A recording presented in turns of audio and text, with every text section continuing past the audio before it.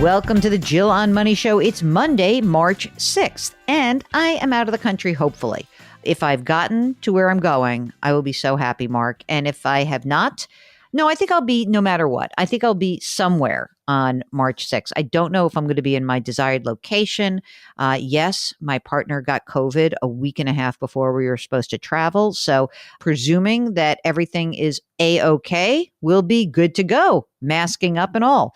We'll see. It's always an adventure, Mark. It's always an adventure. Okay. This is the program that takes the mystery out of your financial life. And we do that by answering your financial questions. So if you have one, all you need to do is go to our website, jillonmoney.com, jillonmoney.com.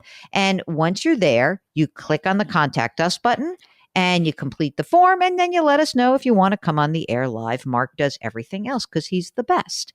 While you are on the website, you should definitely subscribe to our brand new service. It's called Jill on Money Live. And by joining this brand new paid service, which everyone told me was too cheap. And yet I don't see 10,000 people signing up. Do you, Mark? I do not, no. No. So if it was so cheap, then why aren't more people signing up? I mean, a good chunk of you have signed up, so I appreciate that. $35 is your full year subscription. That will give you access to 4 quarterly webinars where we will be interviewing or talking to or joined by a fabulous guest. Our first guest is Ed Slott. And you'll be able to ask Ed direct questions in the middle of him talking if we get a word in edgewise. The good news for you is I know how to interrupt Ed, and you need to have that skill because he's not easy to interrupt, right, Mark? I mean, he's a wind him up and go kind of guy, right? So I'll be happy to be that person. Don't worry. Anyway, you can only get Ed's great insight if you actually join this service. It's $35 for the year. If you want to just come to the Ed Slott webinar, it's $10 for that. And we're going to be rolling out a lot more special content because my nephew David is working on that as we speak. So I'm very happy I've assigned it to somebody else. Thank you. All right, let's get to our listener. This is Carol, who's on the line from the Mid-Atlantic. Hello, Carol. How are you? What's going on? Hi, Jill. Hi, Mark. Thank you for taking my call. I just want to say I'm a big fan. I listen to you every morning when I'm walking my dog. Oh, what kind of dog? She is a lab pit bull mix. Oh, she's Mark very loves sweet. A pit bull. Mark is a pit bull guy, but he will not get his child a dog. He refuses. Isn't that mean? Who's going to be taking care of the dog? It'll be all me. No thanks. All right. Well, Carol, as you walk your lab pit bull and you hear us, something got in your head. Why did you want to come on the air with us and talk today? Okay. So I'm hoping for the Jill and Mark seal of approval for my retirement plans. Okay. Because here's the situation. 5 years ago, my wife was diagnosed with a reoccurrence of stage 4 breast cancer. It wasn't discovered until it was in stage 4, which means it is spread, it's incurable. She was originally given 2.5 years to live.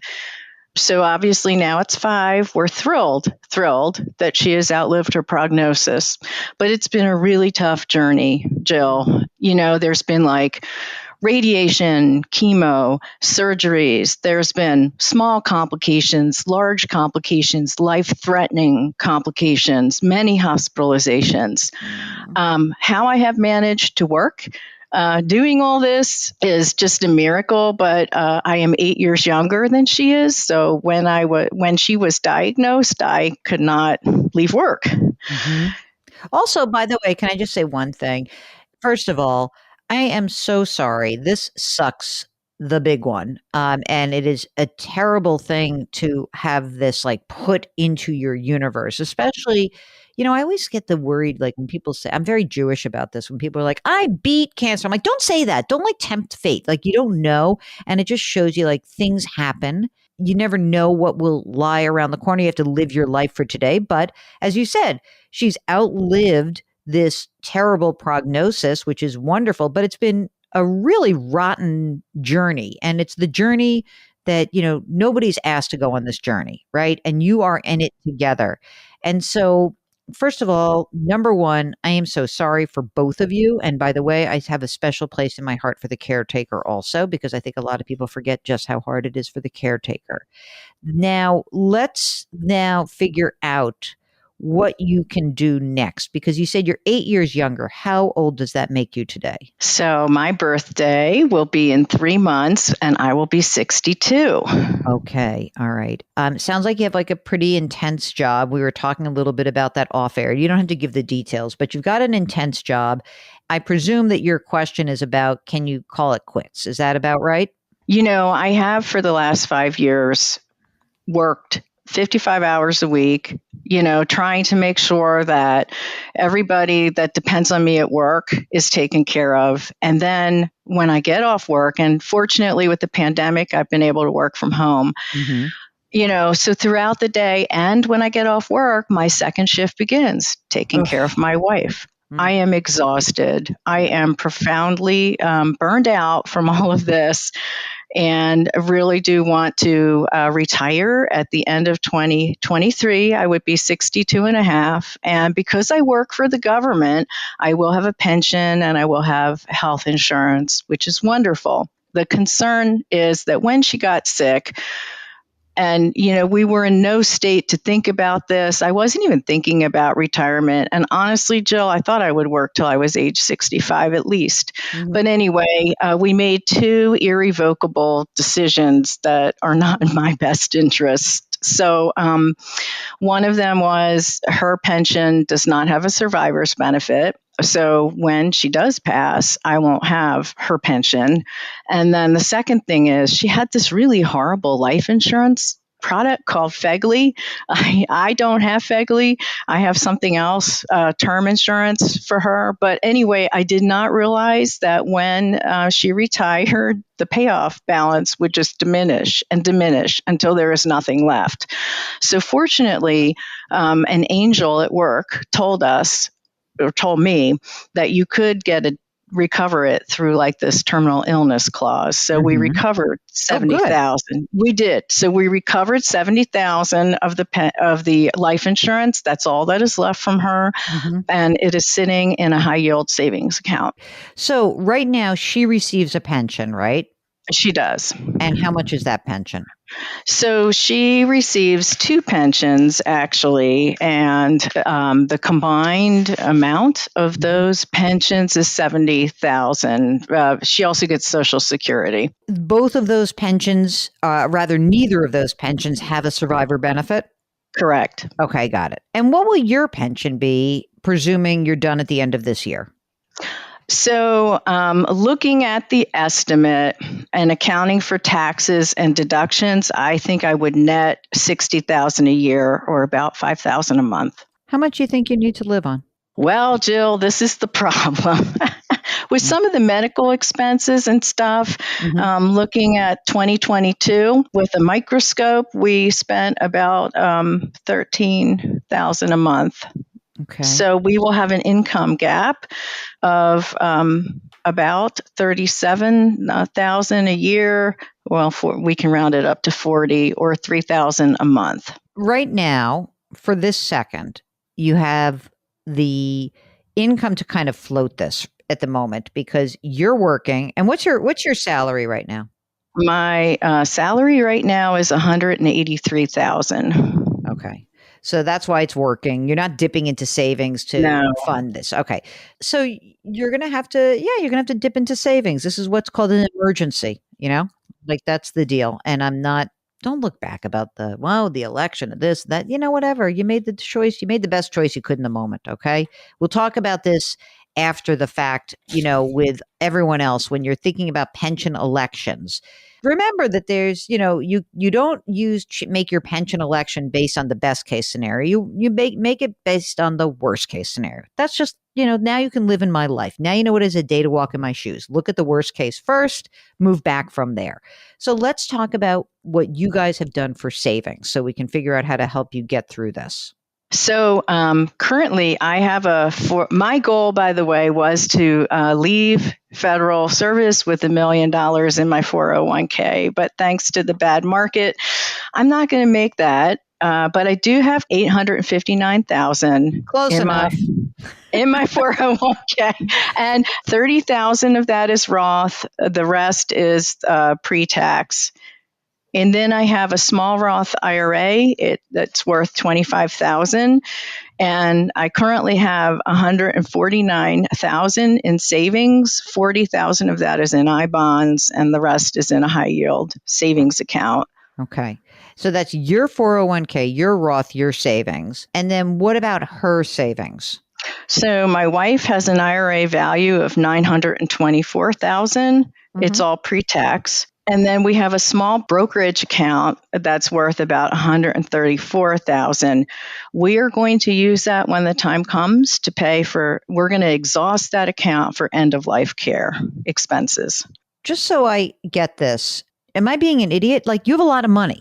Okay. You do have a lot of money. So Thank you. I don't want to make that sound like obvious, but it seems, yeah, I thought you were going to say many fewer dollars amassed. So let's walk through this.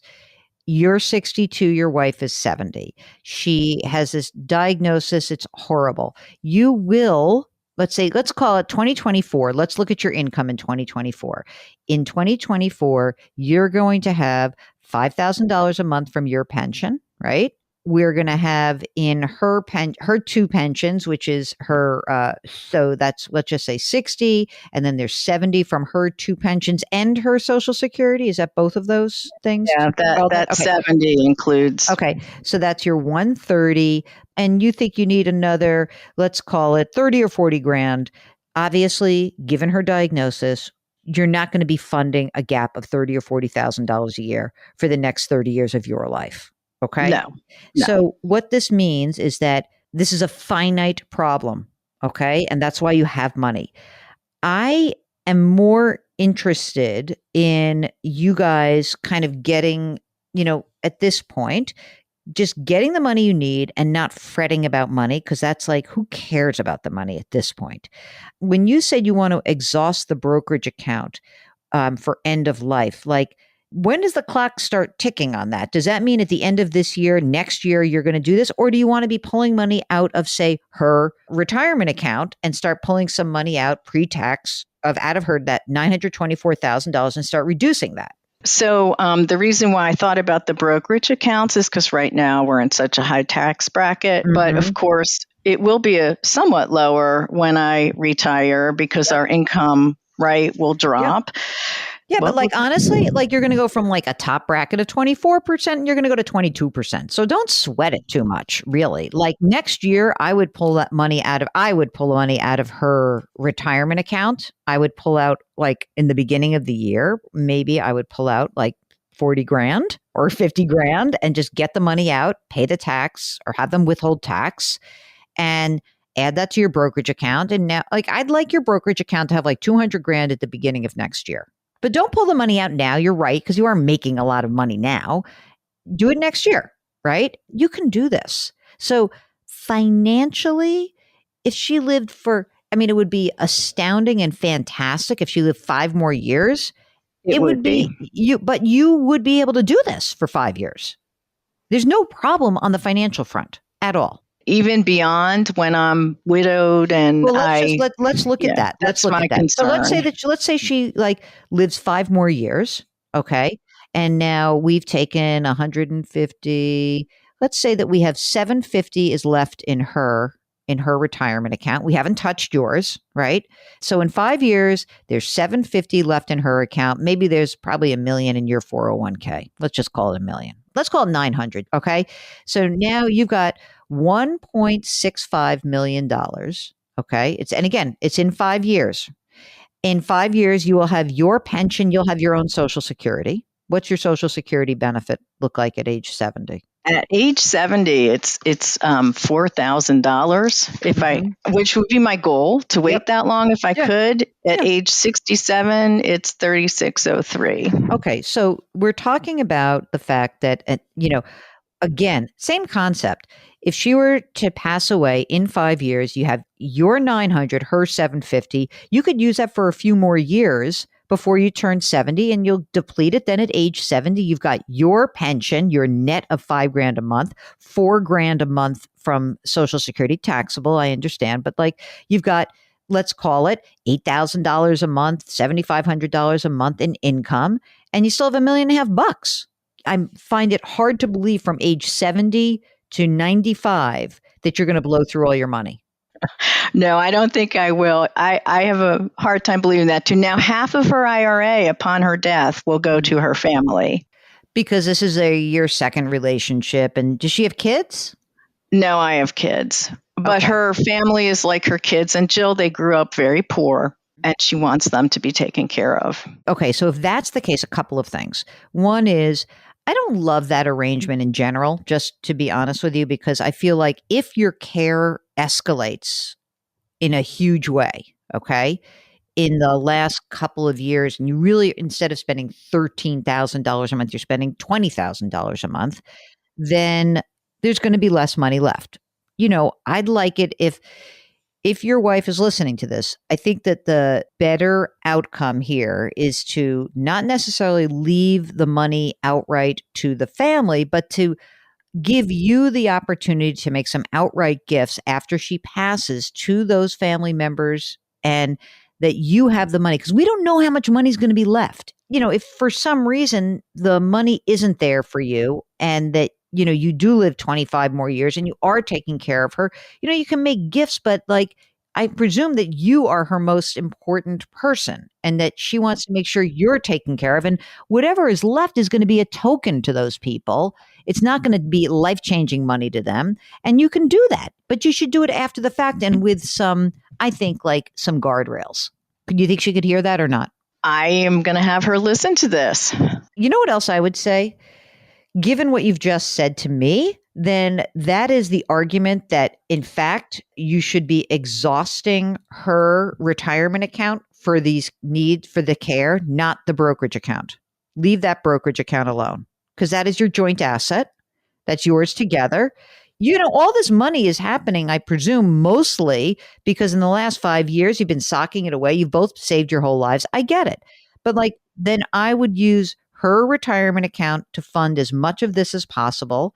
And if at the end of the day, there's $500,000 left in her account, not $750, and $250 goes to her family and $250 goes to you, then fine. Then we'll make it work anyway. We will make this work. I can tell you anyway, it's going to work. It will work for you.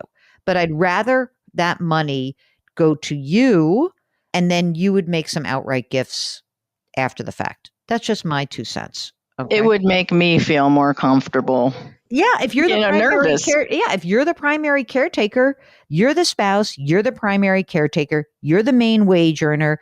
5 years ago, today, you're the one who's been taking the brunt of caring for her. You're the one who's been working your ass off. And I want to make sure you're taken care of. So like, I'm your fiduciary right now. Like, I want to hold you in my arms and like scoop you up and protect you. And not to say that her family's not a great family and this, that, and the other. All the families are great. It's great.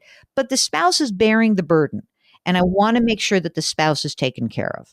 Amen. So, right? So there it is. That's my little soapbox right there. I love it. But I will say that even if she's like, I can't do that, it's my family. Okay, fine. Then even so, then I want the money that you use for the care will come from her retirement account, her pre-tax account. You'll pay the tax on it. Who cares? Not this year, but next year. Take the money out, pay for the care out of that account, whittle that account down. If that account went to zero, which is highly unlikely, but let's just say it went to zero, okay? And you had $1 million in your 401k and a couple $100,000 between your Roth and your savings and this, that, and the other thing. If you had that, and then you had your pension and your Social Security, I think you're going to be fine. I still think you're going to be fine financially. I just think you're going to be finer if you have the access to the full retirement account proceeds upon her death. That's what I think. I agree. And what about your house? Where do you own it home together? What's the story? So we do. So, she might argue back with you that that's another asset. The house is currently worth about $715,000. Yeah. We still have a mortgage on it.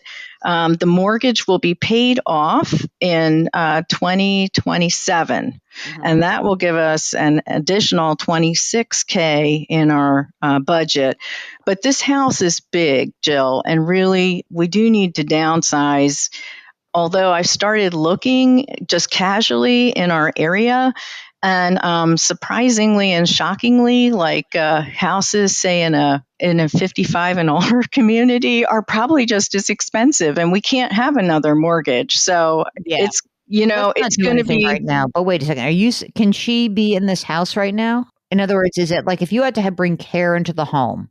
If we had hospice care and you needed it for 3 months, what would happen? Where would everyone go? Well, she can be in the house, but we do have steps, and that's an issue. So if there's ever a point in time when she can't get up the steps, we either have to move her downstairs or we have to move. You're not moving. Let's keep it. Let's just stay where you are. And so be it. And then you make different decisions. You don't have to make that decision right now. There should be no money anxiety at this point. Zero. It's going to be okay. You're going to be okay financially. You really will. You will come at the end of this. You will be broken, but you will be financially together. I am so relieved to hear you say that. That's just the way it is. I didn't even say it because I like you, and I do like you. And you're covered with your own health care, which would be a big issue, by the way. So, that's something that is important. One last question for you, and that is, I presume all of your estate documents are in place. They are. They are. Okay. And then you are the executor and the trustee and all that stuff, right? Yes. Okay, good. Is there anyone else that's involved in this who will be involved with this with you? From the family or from an attorney, an accountant? Do you know are you the person who's running all that stuff now anyway? I am the one and only. Okay. Just make sure you have good people around you. Make sure you have an estate attorney who you like. Make sure you have a good accountant.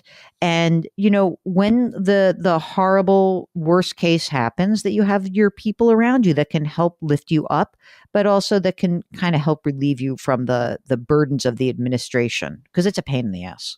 I've never been an executor before. I'm not looking forward to that. You'll call me back. We'll walk through it together. I promise. Thank you. So right now, your job is to give your notice, retire, make all the elections you need to make, take a deep breath. Don't fret about moving. Don't fret about anything else. When you need money next year, you're going to pull it from her retirement account. Maybe pull out in the beginning of the year, just pull out 50 grand, pay the tax on it. So be it. It doesn't matter. And put that money in your cash account. Even for this year, I wouldn't get so hyper about your retirement contributions. You can do it. It's fine. But don't make yourself nutty about that either. You're going to make sure you're in touch with your estate attorney. You're going to make sure you have an accountant who's good and can do an estate tax return. All those things are going to happen. And you're going to stay in touch with us. And we're going to hold your hand through whatever needs to happen next. Okay? I would love that. It's going to be my side hustle, Mark. Did I tell you that? My sister and I, after my father died, my sister and I thought we should have a side business that was called ICU and Funerals Too. Complicated. It would be very helpful if you did that. Exactly. And now I want to add the extra service, which is ICUs, funerals, and estate administration too, but it doesn't roll off the tongue. But it's a pain in the neck, and it's like enough you're going through. So, Carol, we wish you such good juju. Our thoughts are with you. Now, everyone listening, you know how when we have this with someone in our community, we're going to put our hands metaphorically around Carol, around her wife, around their family. And we know that these things are happening every single day for every single person. That person's got a puss on his face who walks across the street. You don't know what's going on. And if you need some help, or someone in your family or in your circle of friends needs help with these kind of really tough situations, go to jillonmoney.com. Click the contact us button. Tell us that, what's going on, and we'll hold your hand and try to help you through the process. Okay. And that's enough for today. That's what we're going to do. So we wish everybody good health. We wish everybody to have smooth sailing. But when the water gets choppy, Mark and I, we're here for you. Okay. This is a tough one, Mark. What a way to start the week. All right. So do something nice for someone else and put your hands metaphorically on Carol's back. Okay. Change your work, change your wealth, change your life. Thank you for listening. We'll talk to you tomorrow.